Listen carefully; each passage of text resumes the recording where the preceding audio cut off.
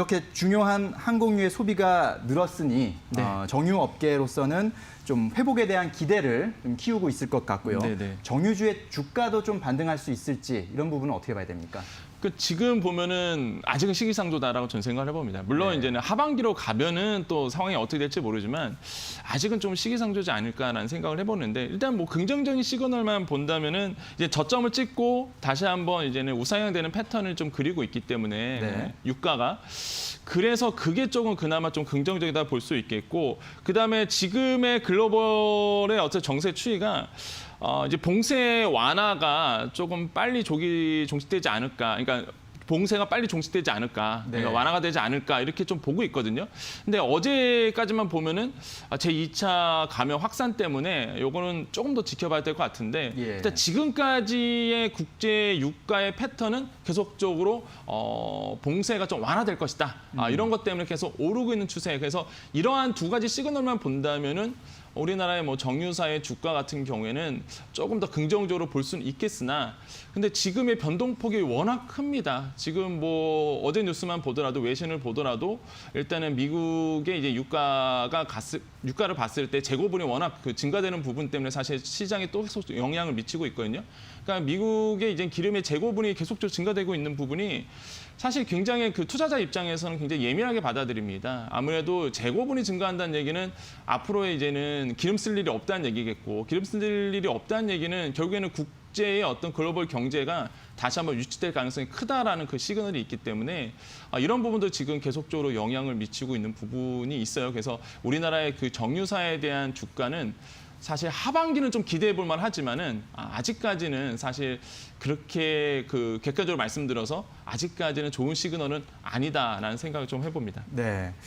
우리가 이 코로나19에 대한 충격이 워낙 컸었기 때문에 네네네. 그 이후에는 사실 좀 긍정적인 부분을 많이 생각하려고 노력을 했던 것 같아요. 네, 많은 맞습니다. 투자자들이. 네네. 그러다 보니까 좀 경제활동 재개도 많이 서둘렀던 것 같고 그런데 네네. 간밤에도 나왔듯이 이제 코로나19 확산에 대한 증가, 그런 불안감 이런 것들이 결국은 다시 또 시장을 좀 위축시키고 네. 유가에도 그런 작용하는 걸 보면 역시 우리가 너무 긍정적으로만 생각할 건 아니구나. 좀 네네네. 신중하게 지켜볼 필요도 있겠구나라는 생각이 맞습니다. 들고요.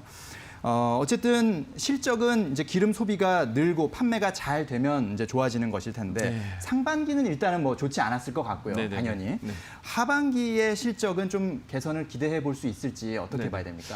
그러니까 정제 마진이 가장 중요합니다. 사실 우리가 정유사를 평가를 했을 때에 뭐 우리가 보통 은행권을 평가한다. 그러면 이제는 순이자 마진을 보통 보듯이 네. 정유사를 우리가 평가했을 때는 정제 마진이거든요. 그렇죠. 근데 계속 마이너스 있다가 그나마 이제는 이번에 이제 0.1달러 정도 배럴당 0.1달러 됐기 때문에 그나마 안심은 하지만은 사실 네. BEP 그러니까 손익분기점은 4달러 선이에요. 음. 배럴당 4달러 선인데 아직도 0.1달러 선이면 보면은 아직은 그 정유사 기준으로 본다면은 과거의 그 손익분기점으로 오기에는 아직도 시간이 더 오래 걸릴 것 같다는 생각을 해봅니다. 그래서 투자자분께서 이제 정유사를 판단하실 때는 항상 정제 마진이 어떻게 되는지 지금 정제 마진이 싱가포르에서 어느 정도 형성되고 있는지 항상 체크를 하신 다음에 사실 보셔야 되는 부분이 있고요.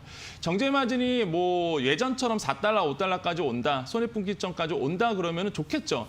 하지만은 투자라는 게 또 아까도 우리 앵커님 말씀하신 것처럼 심리적인 부분이 영향이 있거든요. 그래프가 우상한다? 정제 마진이 오르고 있다는 것만 봐도 사실 정유사 입장에서 보면은 굉장히 좋은 시그널입니다. 그렇기 때문에 투자자분께서 이제 투자를 하신다면은 정제 마진의 그래프가 이제 우상향하는지 아니면 정체선이 있는지를 좀 확인하신 다음에 정유사를 평가해 보시는 게 투자에 굉장히 재미있는 요소가 될 것이다라고 생각을 해보겠고요. 다시 한번 좀 말씀드리자면은 손익분기점, 정제 마진의 손익분기점을 항상 유념해 두셔라라고 말씀을 드립니다. 네, 그렇군요.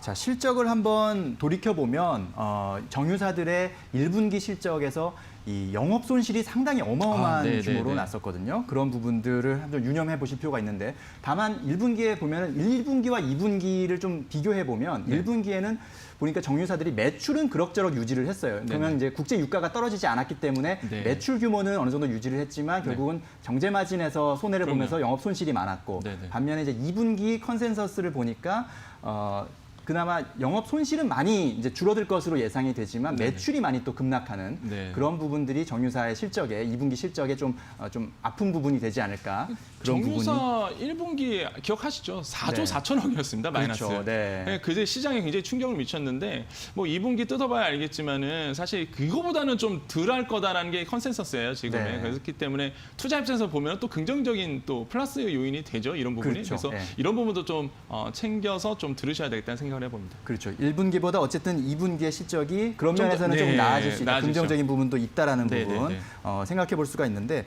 주가 측면에서 봤을 때는 뭐 SK 이노베이션 같은 경우는 3월에 저점이 뭐 6만 원대까지 갔었는데 네, 네, 네. 지금은 다시 13만 원대까지 올라온 네, 2배 네. 이상 올라온 그런 모습도 있고 네. S-오일 같은 경우도 3월 저점에 4만 9천 원 선에서 지금 이제 6만 6천 원 선까지 좀 올라온 부분 뭐 네. 이런 부분들이 있습니다. 자, 정유주에 대한 투자 접근 네. 그리고 뭐 체크할 만한 변수 좀 정리를 해주실까요? 역시나 그 시장의 컨센서스가 굉장히 중요합니다. 이제 정유사를 바라봤을 때 많은 전문가들이 시장에 그 정유사들이 가야 할 그래프의 컨센서스를 항상 발표를 하는데 네. 사실 시장에서 컨센서스를 내놓은 것보다 지금 굉장히 저평가돼 있고요. 그다음에 그냥 하락 부분에 하단 부분에 있기 때문에 아직 정유사들이 2분기나 3분기에 오를 가능성은 굉장히 크다. 그다음에 무엇보다 관점은 역시나 코로나19가 제2차 유행이 되느냐 안 되느냐에 그 선에서 딱 달려있다고 보거든요. 만약에 지금처럼 어느 정도 컨트롤이 되고 제2차 유행까지는 안 간다 그러면은 사실 시장의 컨센서스처럼 지금보다 한 10% 이상은 오를 가능성은 있죠. 워낙 떨어졌다 보니까 정유사가. 하지만 만약에 제2차 유행이 된다라는 이제는 글로벌 정세가 흐른다. 그리고 실제 2차 대유행이 된다라 그러면 사실 시장의 컨센서스는 여지없이 무너질 가능성이 굉장히 크거든요. 그래서 정유사나 아니면 이렇게 코로나19와 맥락이 같이 하는 이제는 이런 종목들을 보실 때는요. 항상 뭐 지금의 정제 마진도 중요하지만 역시나 코로나19의 방향이 아무래도 정유사의 크나큰 주가에 영향을 미칠 가능성이 굉장히 크다. 우리가 좀 정리해 볼 수가 있겠습니다. 조금 조언드리고 싶은 거는 이제 역시나 보수적으로 접근하시는 것이 지금은 현명한 판단이 아닐까 이렇게 좀 생각을 해보겠습니다. 네, 그렇군요. 자, 일단은 국제 유가는 많이 회복되고 올라왔지만 역시 정제 마진이 아직까지는 조금 손익분기점에는 많이 못 미치는 부분이다. 이런 부분들도 잘 확인을 하셔야 될 것 같습니다.